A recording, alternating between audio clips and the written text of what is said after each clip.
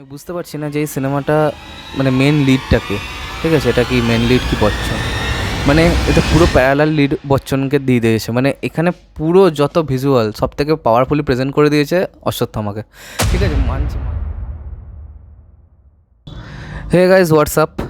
তো আজকের এই ভিডিওতে আমরা রিয়াকশান করব কালকি 2898 এডির নতুন ট্রেলারটাকে নিয়ে। তো রিয়াকশানটা করার কথা আমার কালকেই ছিল, কারণ কি কালকে 6টার সময় এই ট্রেলারটা আসার কথা ছিল। মানে যেমন আমরা জানি সাউথ ইন্ডাস্ট্রির এই লোকগুলো এত আনপ্রফেশনাল না, মানে একটা সময় ডেডলাইন ম্যাচ করতে পারে না, কেন আমি জানি না। হ্যাঁ, সে সিনেমা রিলিজই হোক, ট্রেলার আসাই হোক, যাই হোক। তো হোয়াট এভার ইট ইস, কালকে ট্রেলারটা অনেকটা রাতের দিক করেই এসেছিলো, তখন আমি অন্য কাজে ব্যস্ত হয়ে পড়েছিলাম, তো আমার এটাকে নিয়ে কথা বলা হয়নি। তো এবার বেসিক্যালি এই ট্রেলারটা আনা হয়েছে কারণ কি এই সিনেমাটা কিন্তু কোনো হাইপ হচ্ছে না, ঠিক আছে। একটা গান বার করেছে, যে গানটার কোনো মাথা মুন্ডু নেই, খালি মানে অর্ধেক লোক ভাবছে যে দিলজিতের সিনেমা বেসিক্যালি, ঠিক আছে। মানে এত বড় একটা সিনেমা আসছে, যেটা একটা গর্বের ব্যাপার, যেরকম ভিজুয়াল দেখা যাচ্ছে, এটা মানে ইন্ডিয়ান সিনেমাকে একটা অন্য পর্যায়ে নিয়ে যাওয়ার মতো ক্ষমতা কিন্তু এই সিনেমাটার মধ্যে ছিল, ঠিক আছে। কিন্তু এখানে প্রডিউসার আমি জানি না কি মাল ফুকে এরকম করে প্রমোশনটা করছেন, ঠিক আছে। হয়তো তাদের ওয়ার্ড অফ মাউথের ওপর বিশাল বিশ্বাস আছে একটা। তো এবার দেখা যাক যে এই ট্রেলারটা কেমন হয়েছে। এবং তো এখানে অভিনয় করছেন rebel star Prabhas, big B, Kamal Haasan এবং দীপিকা পাডুকোন, এছাড়াও আমাদের শাশ্বত চ্যাটার্জি। তো এবার চলো কথা না বাড়িয়ে দেখি যে ট্রেলারটা কেমন হয়েছে। 1 2 3 স্টার্ট।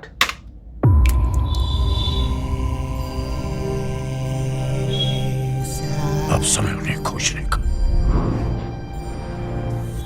कहते हैं कि भगवान के अंदर पूरी सृष्टि होती है, आपके अंदर तो भगवान है।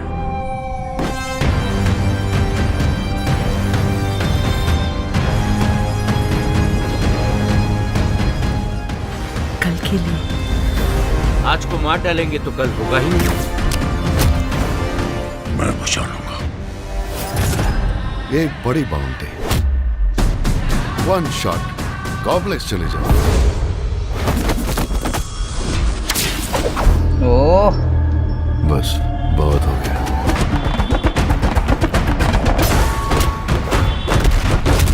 ওই দেখ মহাভারতের সেম।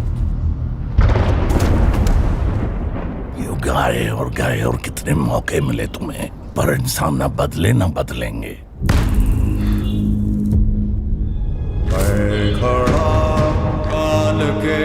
তো বচ্চনেরই কথা।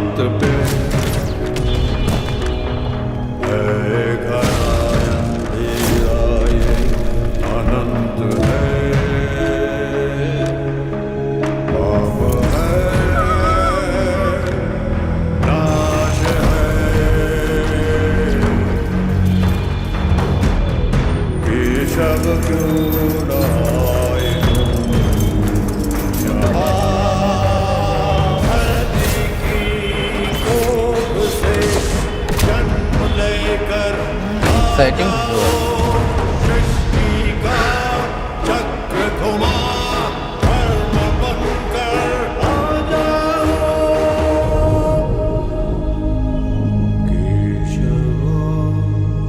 मैं आज तक एक भी फाइट नहीं हारा, ये भी नहीं हारूंगा।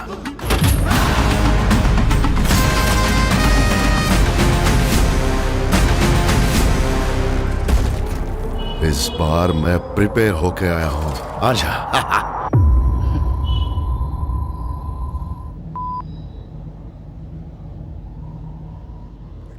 দেখো ট্রেলার তো দেখা হলো এবং ট্রেলারটা আমার কিন্তু বেশ ভালোই লেগেছে।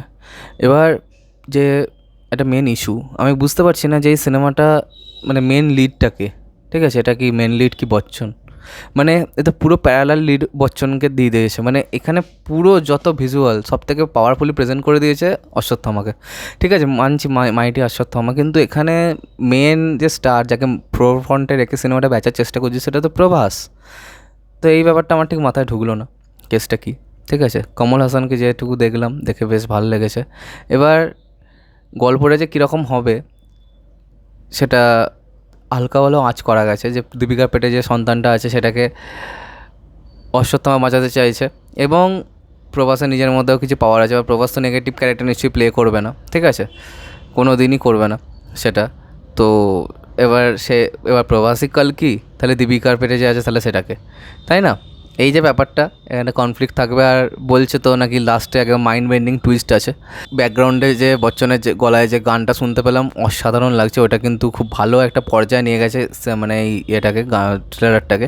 এবং অন্যদিকে তেলেগু যে ট্রেলারটা আছে সেটাও আমি দেখেছিলাম, তো সেটার ব্যাকগ্রাউন্ডে যখন যে গানটা আছে সেটা আমার বেশি এফেক্টিভ মনে হয়েছে, জানি না কেন, ল্যাঙ্গুয়েজ তো কিছু বুঝি না, কিন্তু তা সত্ত্বেও সেটা কিন্তু বেশি এফেক্টিভ লেগেছে আমার। অন্যদিকে দীপিকাকে যদি বলি, দীপিকার এই গোটায় এতে কোনো ডায়লগ নেই। একটা পার্টিকুলার শট আমার বেশ ভালো লেগেছে, যেখানে বারান্দায় একজন মহিলা দাঁড়িয়েছিলেন, তার পেটে একটা হলো, ঠিক আছে? তো এটা হতে পারে যে অশ্বত্থামা যখন উত্তরার গর্ভে ব্রহ্মাস্ত্র মেরে দিয়েছিল সেই সিনটা, সেটাকে দেখিয়েছে খুব ভালো করে, ভিজুয়ালাইজ করেছে খুব ভালো করে। তো এবার দেখা যাক, আলটিমেটলি সিনেমাটা তো আসছে আর কয়েকদিন বাদই, মাত্র 1 সপ্তাহই বাকি আছে।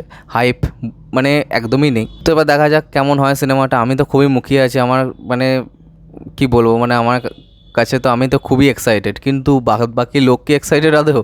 তো আজকের মতো ভিডিওটা এখানেই শেষ করলাম। তোমরা বলো যে তোমাদের এই ট্রেলারটা কেমন লেগেছে, আর সাবস্ক্রাইবটা প্লিজ করে দাও যাতে আমার সাথে তোমাদের আবার দেখা হয়। Bye bye.